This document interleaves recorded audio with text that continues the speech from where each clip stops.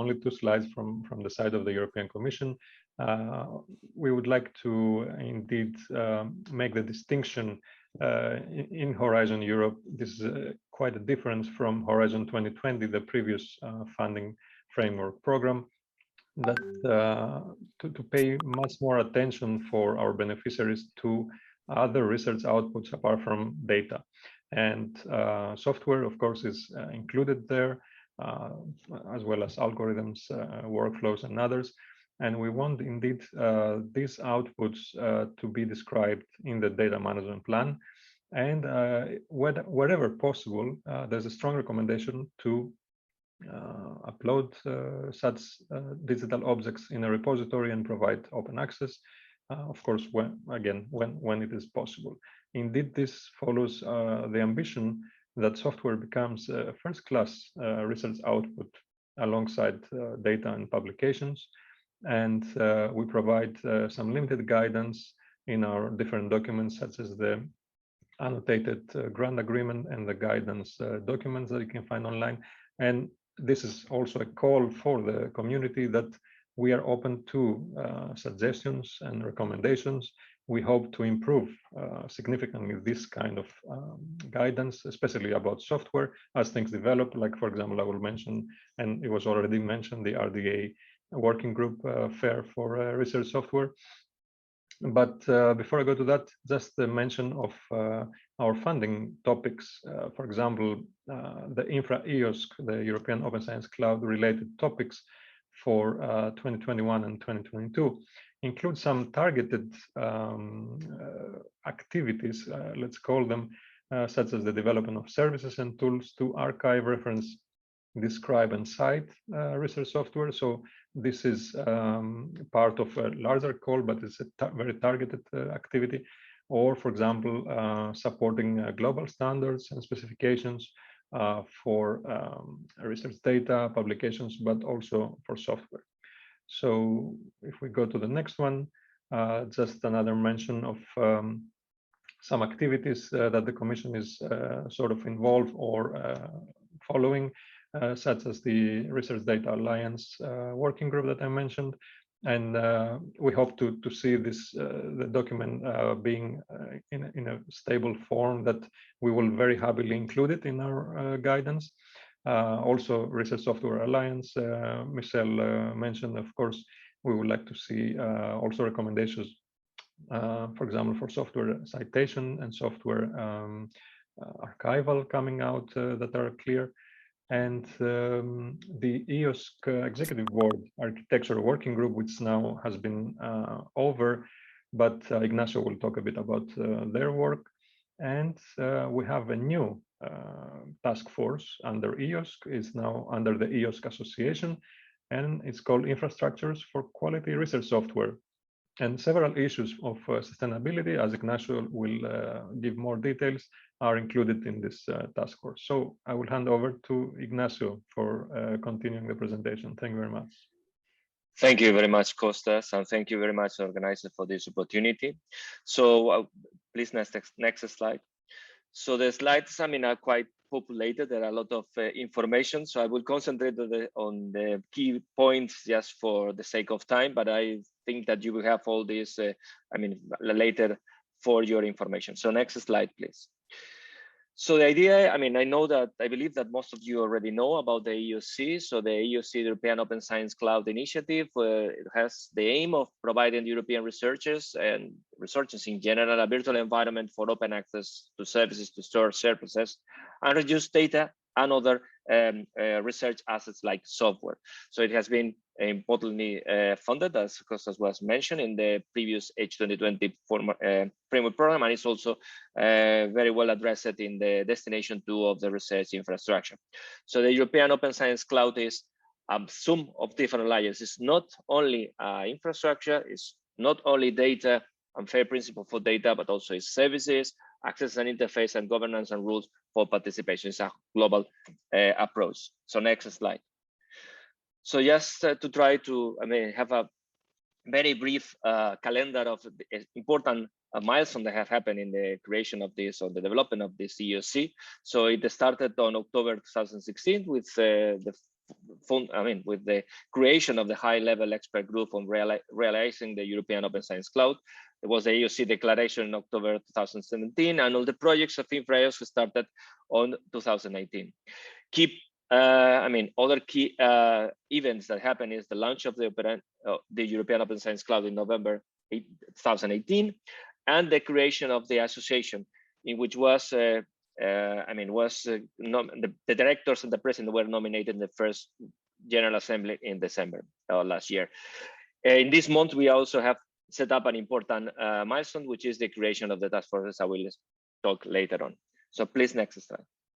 So very briefly, there was, just to show that there was a lot of effort on the creation of the EOSC. There was just this slide try to summarize all the projects that have been addressing specifically EOSC during the H2020. Most of them are still, well, half of them are still working. I would say the right side of the slide, and even those that are in the calls 3 and 7 have been recently started that are now getting full gear.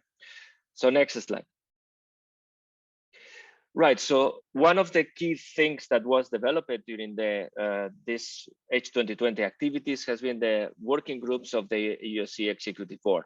These were 6 working groups that were addressing several key aspects in the implementation of EOSC, like the creation of a landscape, like the definition of the FAIR principle, the definition and proposal of architecture, rules of participation, skills training, and sustainability.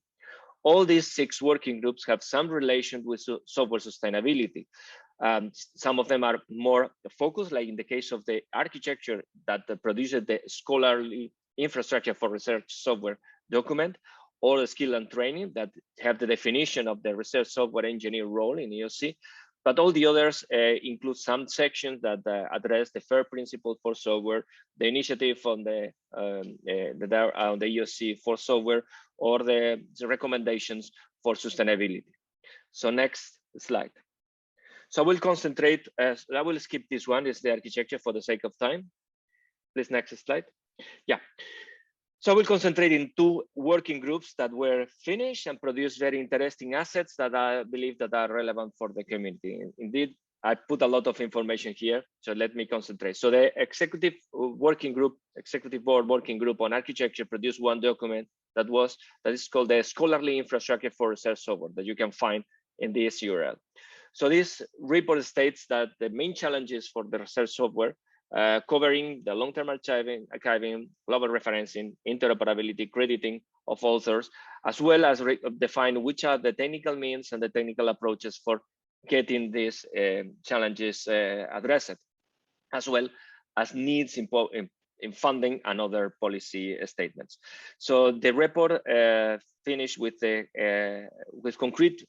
concrete recommendations to strengthen the interaction, to adopt standards in software, to generalize the use of identifiers, ensure the citation, and the foster the standardization to ease the adoption of all the whole process. You can see this document that is published officially by the European Commission. So next slide. The other interesting group, the other group that has a special interest on the part of the software was the Executive Board on Skills and Training, in which I participate, also Michelle participated. So in this working group, the objective was to work the competences and capabilities needed to implement the EOSC. And there was, we agreed on having the figure of the research software engineer as a key person on the building of the EOSC, and defining which were the skills, which were the capabilities and the expertise that these persons will have, as well as the roles that we expect to be implemented by this role. So you can see the report in this URL and get more details and the view of this working group on that. So next slide. So then the association was created. So the association had the objective of having a single voice for represent all the EOSC stakeholder community and promote the alignment with European Union research policy and priorities. So then the EOSC association is not an instrument for implementing technically the EOS, but for coordinating all the effort that we is doing around collecting the metrics and guiding in this process. So the association is created as an ASBL, and by now it comprises more than 200 members and observers that are organizations coming from research performance, service providing, or research funding organizations. So next slide. The coverage of the association members and partners is quite widespread. So you see the members that belong to European Union member states or associated countries, and the observers that can come from all over the world or from other associations that are less scale. So next slide. So one of the role that the association has also with software sustainability is important. The EOSC Association explicitly considers software along with the rest of the research items as key assets, and will apply the same principles that are being applied to documents, to data, as for software, to convince scientists, to enrich publications, and to federate infrastructure to provide this by enabling the definition of standards and the development of tools and services through all the ecosystems of projects being addressed by the stakeholders. So next slide.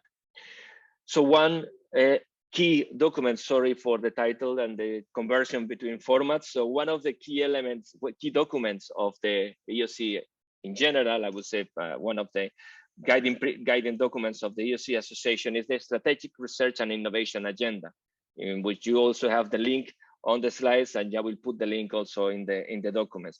So it's a key document that defines the long-term or the medium-term implementation guidelines and paths for the EOSC in general. So I just bring up that the priority number one is to develop the next generation open science and data professionals, right? So developing the next generation of data and software professionals and the activities that it pursue that are listed there.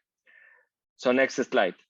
Just to pop up the key on the several objectives from this SRIA document that I invite you to read that are addressing specifically software sustainability and research software. So I will go to the specific objective number 5 that addresses the creation of the interoperability framework to support software at the same level as the other research artifacts, and the operational objectives, and in particular operational objective number 7, who aims at co-developing a first generation of a robust pan-European network of infrastructure for software source code, so with incentives and documentation for creating that. The aim is that we will have to set up this by 2025. Next slide. So one of the key instruments the association may put in place in order to implement all these, the implementation, to guide implementation of the EOSC are the task forces. Task forces are groups that are created by members and externals from the association that have relation with the EOSC in general, in order to address some of the principles. I want to address that there's one specific task force that is devoted to infrastructure for quality research software. I'm the liaison person from all the task forces related with technical challenges on EOSC, right? So in the next slide, which is almost the last one, please, next slide. I try to summarize the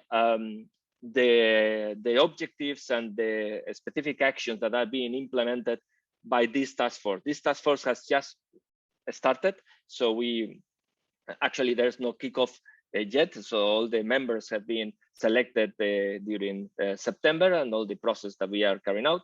You can find the charter there. I put also the direct link on the notes of the conference. And the objective of the task force is to foster the development and deployment on tools and services for archiving, referencing, describing research software.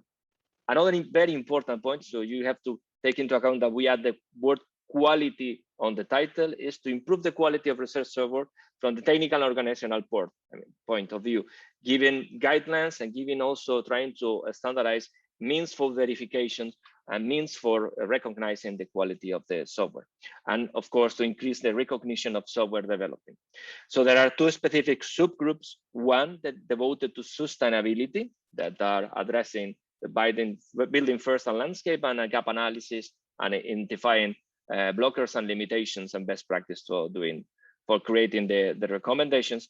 Another specific subgroup on quality software services will try to define quality criteria for research software, quality baselines, and also services to implement that. So next slide, as a conclusion. So the EOSC Association fostering development of open science by reaching publications, data, software, according to the FAIR principles, focusing on making them usable by machines, by computers and scientists, using federated infrastructure to foster the reuse of software as well as the other assets in the future. So EOSC considers software as first-class object, along with the other, and a key element for the producibility. It's clearly stated on this RIA that the software is a key element to guarantee the reproducibility of science, and it has created a task force focused exactly on this specific point. And that's all from my side.